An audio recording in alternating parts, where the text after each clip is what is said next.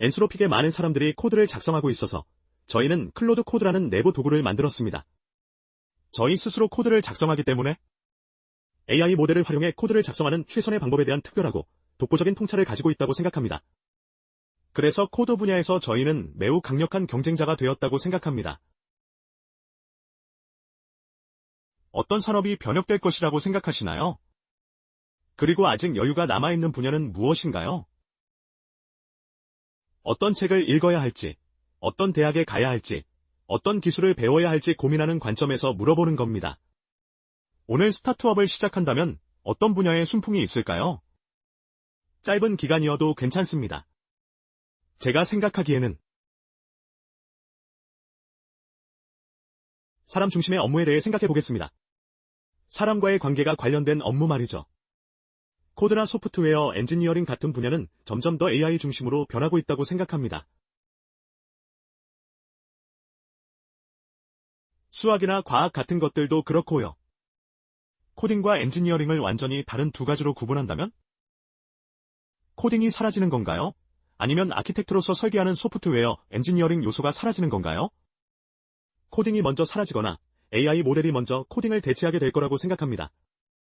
그리고 더 넓은 범위의 업무는 소프트웨어 엔지니어링은 시간이 더 걸리겠지만 엔드투엔드로 처리하는 것도 결국 일어날 거라고 생각합니다. 하지만 디자인이나 사용자에게 유용한 것을 만들거나 수요가 무엇인지 파악하거나 AI팀을 관리하는 것 같은 요소들은 여전히 존재할 수 있습니다. 비교율이라는 것이 놀라울 정도로 강력하거든요. 맞죠?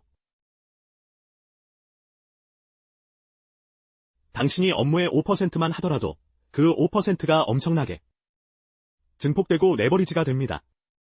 당신이 5%만 하고 AI가 나머지 95%를 하면 생산성이 20배로 높아지는 거니까요. 물론 어느 시점에 99%에 도달하면 그때부터는 더 어려워집니다. 하지만 그 비교우위의 영역에는 놀라울 정도로 많은 것들이 있다고 생각합니다. 그래도 저는 정말로 사람 중심의 일들에 대해 생각해 보라고 말씀드리고 싶습니다. 거기에 뭔가가 있다고 생각합니다. 물리적 세계 또는 사람 중심과 물리적 세계를 결합하는 것에 뭔가가 있다고 생각합니다. 이 둘 중 하나와 분석적 능력을 어떻게든 연결하는 것이죠. 제가 든 방사선과 의사 예시와 비슷합니다. 그러면 뭘 공부해야 할까요? 실제 사례로 말씀드릴게요. 저는 25살입니다. 직업을 선택하려고 합니다. 순풍을 원합니다. 제 목표는 향후 10년간 경제적 성공입니다. 물리적 인터페이스가 있는 것을 제외하고 어떤 산업을 선택하겠습니까? 네. AI 위에서 무언가를 구축하는 것이면 다 좋습니다. AI가 순풍이라면 공급망의 다른 부분에 참여할 수 있겠죠. 반도체 분야 같은 것이 한 가지 예시입니다. 물리적 세계와 더 전통적인 엔지니어링의 요소가 있거든요. 소프트웨어 엔지니어링이 아니라요. 그리고 또 매우 사람 중심적인 직업들, 그런 관점에서 생각해보시면 좋겠습니다. 그리고 제가 생각하기에 또 하나 항상 말씀드리는 것은 AI가 무엇이든 생성하고 만들어낼 수 있는 세상에서 기본적인 비판적 사고 능력이 성공의 가장 중요한 요소일 수 있다는 겁니다. 저는 이런 AI 모델들이 걱정됩니다. 이미지와 영상을 생성하는 모델들 말이죠. 저희는 이미지와 영상을 생성하는 모델을 만들지 않는데 여러 이유가 있지만 이것도 그중 하나입니다. 진짜와 가짜를 구분하기가 정말 어렵거든요. 성공의 상당 부분은 속지 않는 실전 감각, 즉 현실 감각을 갖는 것일 수 있습니다. 물론 이런 가짜 콘텐츠 중 일부를 단속하고 규제할 수 있기를 바라지만 그게 안 된다고 가정하면 비판적 사고 능력이 정말 중요해질 겁니다. 가짜에 속으면 안 되니까요. 잘못된 믿음을 갖고 싶지 않잖아요. 사기당하고 싶지도 않을 거고요. 이게 제가 누군가에게 해줄 수 있는 진짜 조언입니다. 인류 역사의 모든 혁신이 핵심적인 인간 능력을 약화시켰다면, 예를 들어 계산기가 우리의 산술 능력을 약화시켰다면,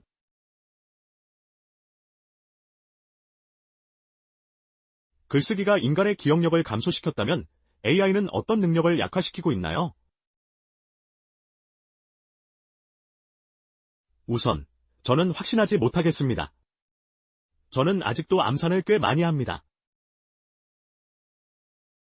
계산기 없이도 암산하는 게 여전히 유용하다고 느낍니다. 왜냐하면 제 사고 과정에 더 통합되어 있기 때문이에요. 예를 들어 각 사용자가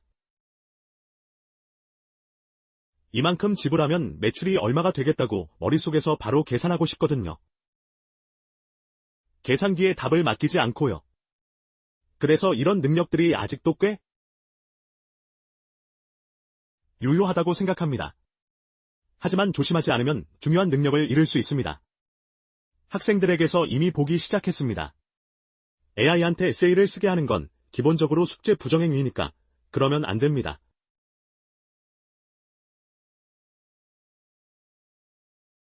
저희가 코드에 관한 연구를 했는데 모델을 어떻게 사용하느냐에 따라 코드 작성 능력의 저하가 나타날 수 있다는 것을 보여줬습니다. 모델을 사용하는 방법이 여러 가지가 있는데 능력 저하를 일으키지 않는 방법도 있고 일으키는 방법도 있습니다. 사용 방법에 대해 신중하게 생각하지 않으면 능력 저하는 확실히 일어날 수 있습니다.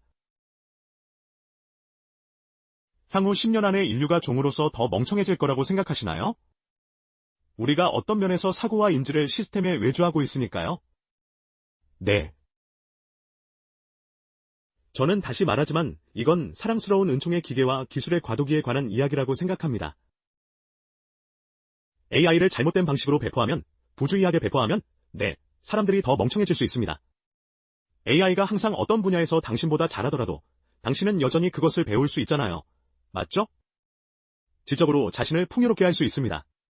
그래서 이건 개별 기업으로서, 개인으로서, 그리고 사회 전체로서 우리가 해야 하는 선택입니다. 제가 처음으로 클로드 코드를 사용해 보려고 했을 때 작동시키는데 꽤 어려움을 겪었습니다. 코딩이나 프로그래밍 지식이 전혀 없는 사람에게는 그렇게 쉽지 않았습니다. 학습 곡선이 있다고 생각합니다. 누군가가 잘 표현한 걸 들었는데요. 프롬프트 엔지니어링조차도 피아노 연주와 같다고요. 앉자마자 바로 연주할 수는 없습니다. 제 시청자분들에게 점점 더 중요해지는 것은 어디서 배울지, 컨텍스트를 어떻게 설정할지, 프롬프트를 어떻게 쓸지, 저처럼 지식이 전혀 없는 사람이 클로드 코드를 더 잘 사용하는 방법을 추천해 주실 수 있나요? 네, 우선 저희가 점점 더 그 학습 곡선을 쉽게 만들려고 노력하고 있다고 말씀드리겠습니다. 비개발자를 위한 클로드 코딩 클래를 출시하게 된 이유 중 하나는 정말 많은 비기술 인력들이 클로드 코드를 사용하고 싶어 하면서도 커맨드 라인 터미널에서 어려움을 겪고 있다는 걸 발견했기 때문입니다. 개발자들은 항상 커맨드 라인 터미널을 사용하지만 비개발자들에게는 불필요하게 복잡하게 만드는 거죠. 그래서 켈레이는 뒷단에서 클로드 코드 엔진으로 구동되지만 더